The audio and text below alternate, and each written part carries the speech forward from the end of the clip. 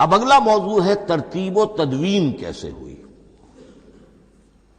ان علینا جمعہ و قرآن، ہمارے ذمے ہے اس کو جمع بھی کرنا اور پڑھوانا بھی، اور پڑھوانے میں ترتیب آ جائے گی لازماً. لیکن یہ کہ ایک بات تو اس میں بالکل متفق علیہ ہے جس میں کسی شک و شبے کی گنجائش نہیں. قرآن کی ترتیب نزولی اور تھی، ترتیب مصحف اور ہے. ترتیب مصحف میں سورہ فاتحہ کے بعد سورہ بقرہ ہے.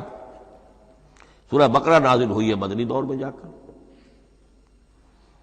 پھر سورہ آل عمران ہے وہ بھی مدنی ہے، سورہ نساء ہے وہ مدنی ہے، سورہ مائدہ ہے وہ مدنی، پھر آئی ہے سورہ انفال اور سورہ توبہ. یہ سورہ انفال تو مدنی نہیں، سورہ انعام اور سورہ اعراف یہ ہے کہ جو مکیات ہیں، یہ کہ بھی مکی دور کی بھی آخری زمانے کی ہے. ابتدائی جو مکی صورتیں وہ سب سے آخری حصے میں ہیں، 29واں پارہ اور 30واں پارہ. تو ترتیب نزولی اور تھی، ترتیب مصحف اور ہے، اس میں تو کسی شک و شبے کی گنجائش نہیں. لیکن ہمارے ہاں اہل تشیع نے اس چیز کو بہت اچھالا ہے. ان میں سے بعض گروہ ایسے ہیں جن کا کہنا یہ ہے کہ اصل قرآن جو ہے وہ ترتیب نزولی کے مطابق تھا. یہ ترتیب تو عثمان نے کر دی رضی اللہ تعالی عنہ. حضرت علی کے پاس اصل قرآن جو ترتیب نزولی کے مطابق تھا موجود تھا، اور اب بھی ان کے خیال میں جو ان کے امام غائب جو ہیں چھپے ہوئے ہیں غار میں، تو ان کے پاس وہ نسخہ اصل حضرت علی والا موجود ہے، اور جب وہ ظاہر ہوں گے تو اصل قرآن لے کر آئیں گے.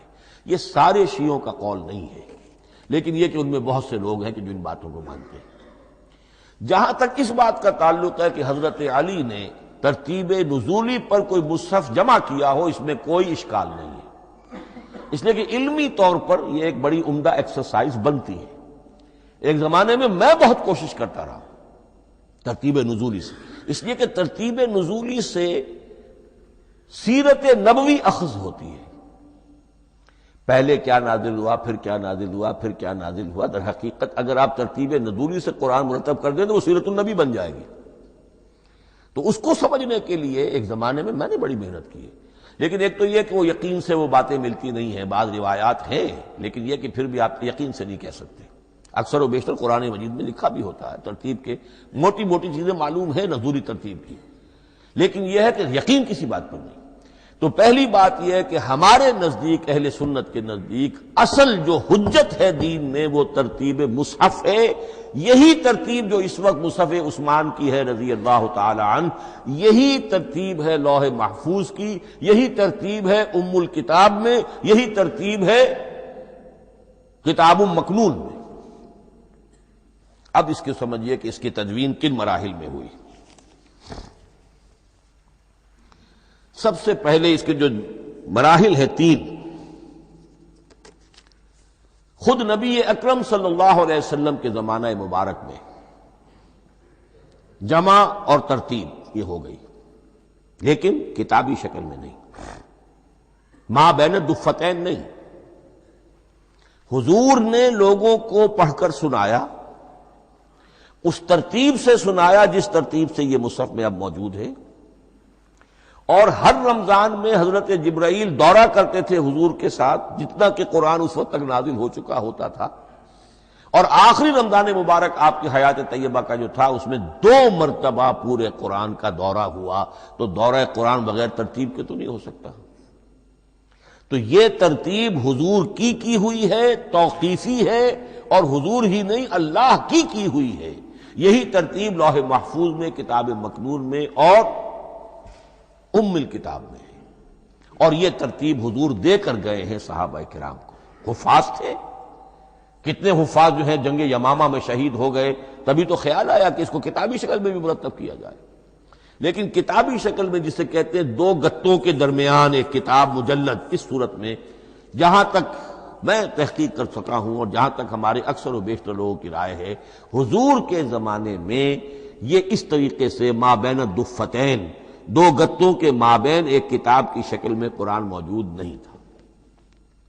لوگوں کے سینوں میں محفوظ تھا، جیسے محمد الرسول اللہ کے سینے میں محفوظ تھا. ان علینا جمعہ، وہ جمع حضور کے سینے میں کیا اللہ نے. اسی طرح پھر صحابہ کرام بے شمار جو حفاظ تھے ان کے سینوں میں محفوظ تھا۔ دوسرا مرحلہ کب آیا؟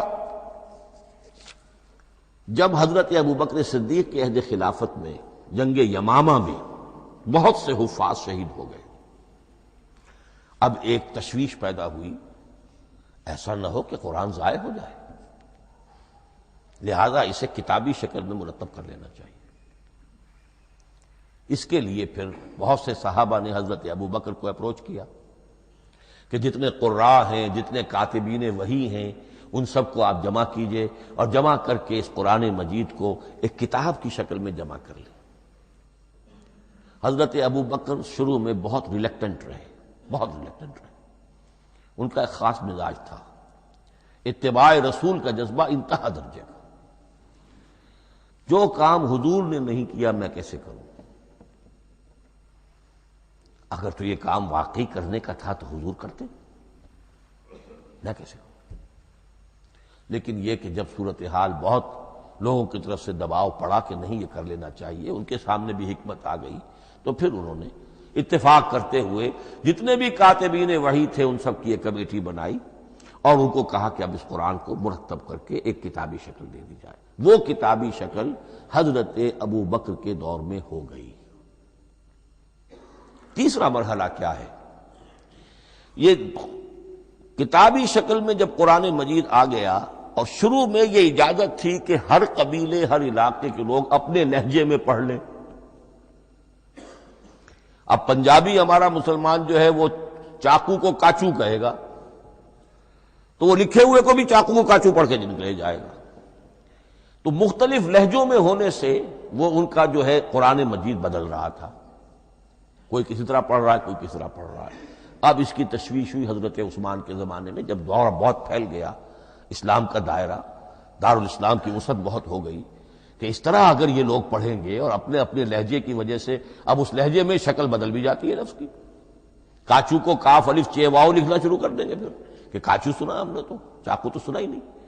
تو ایک لکشو ہے چاقو لکھ رہا ہے اور ایک کاچو لکھ رہا ہے، تو چاقو اور کاچو میں فرق ہو گیا۔ لہذا اس وقت پھر جو کام کیا گیا وہ یہ کہ ایک ہی رسم تحریر، رسم کتابت، رسم الخط میں قرآن مجید کے نسخے تیار کیے گئے۔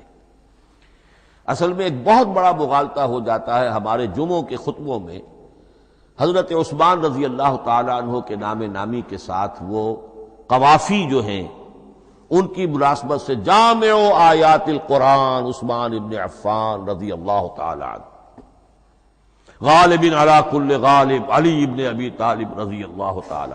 اب یہ جو جوڑتے ہیں قافیے، تو حضرت عثمان کے نام کے ساتھ یہ قافیہ جوڑ دیا، اس سے لوگوں کو مغالطہ بھی ہوا اور دشمنوں نے ایکسپلائٹ کیا کہ اس کا مطلب یہ ہے کہ قرآن تو جمع ہوا ہے حضرت عثمان کے زمانے میں، اور حضرت عثمان کے زمانے میں اور حضور کے زمانے میں کم و بیش 15 سال کا فصل تو ہو چکا، گویا کہ قرآن مرتب ہی ہوا ہے حضور کے انتقال کے 15 برس بعد۔ پھر حضرت عثمان کی شخصیت کو خاص طور پر جو سبائی فتنہ اٹھا تھا اس نے ایک ڈسپیوٹڈ پرسنالٹی بنا کے رکھ دیا ہے، نہیں معاذ اللہ، کوئی شک نہیں، لیکن یہ کہ ایک فتنہ اٹھا، فتنۃ الکبریٰ، اور حضرت عثمان رضی اللہ تعالیٰ عنہ کو انہوں نے بدنام کیا، لہذا اس کے نام سے اور بٹا لگ گیا، یہ مصحف عثمان ہے۔ یہ ہے اصل میں وہ حماقتیں کہ جو ہوئی ہیں ہم سے، یہ قافیے ملانے کی وجہ سے، حالانکہ حضرت عثمان کی شان جو ہے وہ در حقیقت جامع آیات القرآن نہیں ہے، جامع الامت علی رسم واحد، پوری امت کو ایک رسم الخط پر جمع کرنے والی شخصیت حضرت عثمان کی ہے۔ مثلا اب دیکھیے مالک یوم الدین کس طرح لکھیں گے؟ میم لام اور کاف، میم الف اور لام اور کاف لکھیں گے آپ، یہ غلط ہو جائے گا، میم پر کھڑا زبر ہوگا اور اس کو مالک پڑھیں گے، میم پر اگر کھڑا زبر نہیں ہے پڑا زبر ہے تو ملک پڑھیں گے، اور قراتوں میں یہ دونوں موجود ہے، ملک یوم الدین بھی ہے اور مالک یوم الدین بھی ہے۔ اگر آپ نے میم الف لکھ دیا ایک قرات نکل گئی، اب وہ اس میں آ ہی نہیں سکتی، وہ تو مالک ہی پڑھا جائے گا۔ یہ زیر زبر بھی جو لگے ہیں قرآن مجید میں، یہ بھی حجاج ابن یوسف کے زمانے میں لگے، اس سے پہلے نہیں تھے، اور یہ رموز و اوقاف، یہ آیتوں کے نشان اور یہ وقفہ بیچ میں، یہ بھی حجاج ابن یوسف کے زمانے کی چیزیں ہیں، ورنہ عربوں کے لیے تو ان کی اپنی زبان تھی، انہیں ان چیزوں کی ضرورت ہی نہیں تھی۔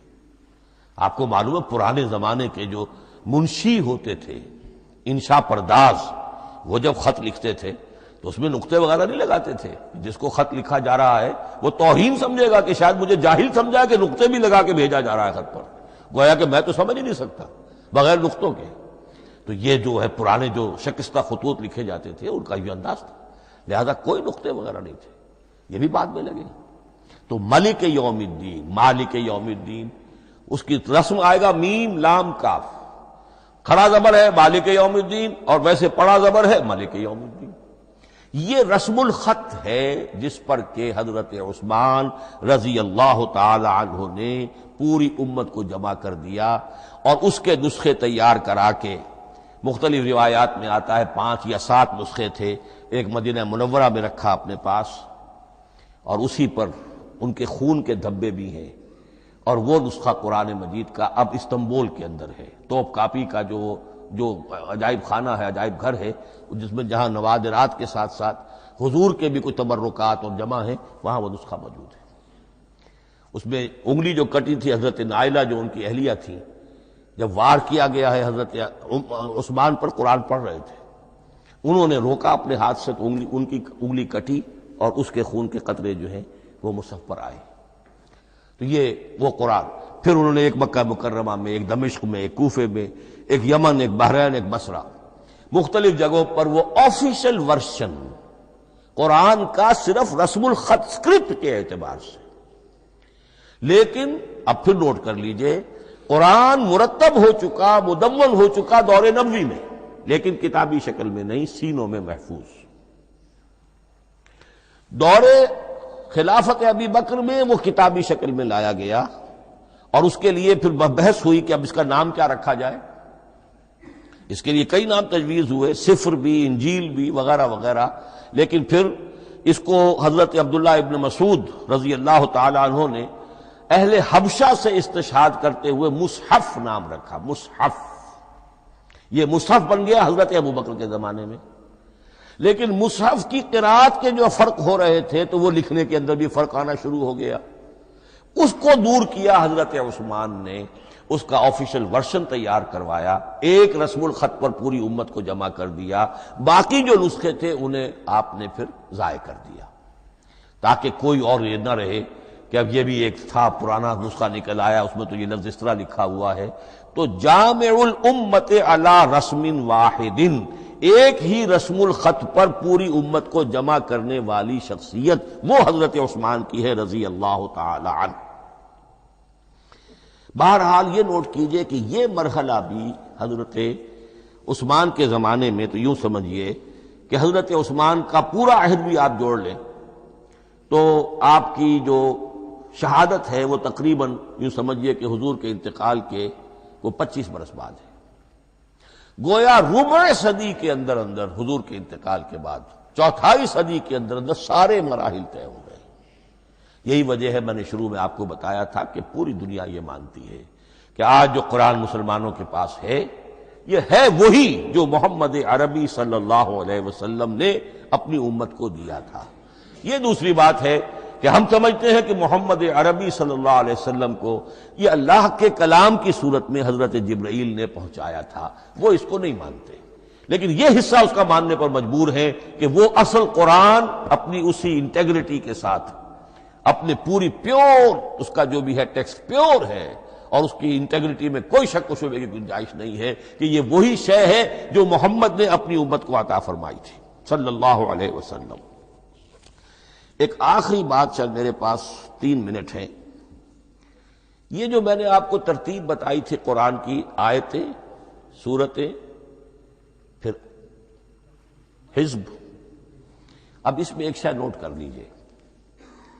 آیت اللہ تعالیٰ کے علم و حکمت کا ایک نمونہ ہے، آیتوں کو جوڑ کر جب سورت بنائی تو آیتوں کے اندر جو ربط ہے، اس ربط آیات سے ایک اور معنی، ایک اور حکمت کا دروازہ کھلتا ہے۔ جیسے موتی ہے، ہر موتی بڑا خوبصورت ہے، لیکن جس ترتیب سے آپ نے پرویا، اس کو دھاگے میں ہار بنایا، اس ترتیب سے اس کا حسن دوبالا ہو جائے گا۔ ہر موتی کا اپنی جگہ پر ایک حسن ہے، لیکن اس ترتیب کی وجہ سے اس کے حسن کا ایک اور پہلو ظاہر ہوگا۔ اسی طرح قرآن مجید کی صورتوں میں ربط آیات بہت اہم ہے۔ ایک مرکزی مضمون ہوتا ہے ہر صورت کا، مرکزی مضمون، عمود، اور اس کے گرد وہ ساری آیتیں اس طریقے سے گھوم رہی ہوتی ہیں، جڑی ہوئی ہوتی ہے، جیسے کہ ایک دھاگے کے اندر پروئے ہوئے موتی ہوتے ہیں کہ جس کی جو ہار کی شکل اختیار کرتے ہیں۔ دوسری بات یہ، اکثر اور بیشتر صورتیں قرآن مجید میں جوڑوں کی شکل میں ہیں۔ ایک مضمون کا ایک پہلو اس جوڑے کے ایک فرد میں، اور دوسرا پہلو اسی کا دوسرے فرد میں۔ جیسے معوذتین، دو صورتیں ہیں، مضمون ایک یہ تعوذ، معوذتین۔ الزہراوین، سورہ بقرہ سورہ آل عمران کو کہا گیا الزہراوین، حضور نے فرمایا دو نہایت تابناک صورتیں، بڑی روشن صورتیں۔ جیسے آپ دیکھیں گے یا ایھا المدثر یا ایھا المزمل قم اللیل الا قلیلا یا ایھا المدثر قم فانذر، ایک ہی طرح کا اٹھان ہے، حضور سے خطاب ہو رہا ہے۔ سورۃ الضحیٰ، سورۃ الانشراح، یہ تمام جوڑوں کی شکل میں۔ اسی طرح سورہ طلاق، سورہ تحریم، یا ایھا النبی اذا طلقتم النساء فطلقوہن لعدتہن یا ایھا النبی لم تحرم ما احل اللہ لک تبتغی مرضات ازواجک۔ شوہر اور بیوی کے درمیان تعلق یا تو اتنا گہرا ہو جاتا ہے کہ ایک دوسرے کے لحاظ میں وہ حدود خدابندی ٹوٹنے لگے، بیوی کی وجہ سے آپ نے کسی حرام شے کو حلال کر لیا یا حلال کو حرام کر لیا، بیوی کو ناپسند ہے وہ شے، تو حضور سے ذرا سا یہ ہو گیا تھا معاملہ۔ اپنی ازواج مطہرات حضرت عائشہ اور حضرت حفصہ رضی اللہ تعالی عنہما، ان دونوں کی رضا جوئی کے لیے وہ خاص قسم کا شہد ہے، قسم کھا لی آپ نے کہ میں اسے استعمال نہیں کروں گا۔ لما تحرم ما احل اللہ لک، اے نبی آپ کیوں حرام کرتے ہیں اپنے اوپر وہ شے جو اللہ نے آپ کے لیے حلال کی ہے؟ تبتغی مرضات ازواجک، اپنی بیویوں کی رضا جوئی میں۔ یہ ایک انتہا ہوئی۔ دوسری انتہا کیا ہے؟ میاں اور بیوی میں اتنا بودھ ہو جائے کہ طلاق تک نوبت آ جائے۔ تو سورۃ التحریم ایک انتہا کو بیان کر رہی ہے، سورہ طلاق اگلی اس کے ساتھ جڑی ہوئی وہ دوسری انتہا کو بیان کر رہی ہے۔ سورہ صف حضور کے مقصد بعثت کو بیان کر رہی ہے، سورہ جمعہ آپ کے طریقہ کار کو بیان کر رہی ہے۔ اس طرح قرآن مجید کی اکثر و بیشتر صورتیں جو ہیں وہ جوڑوں کی شکل میں ہیں۔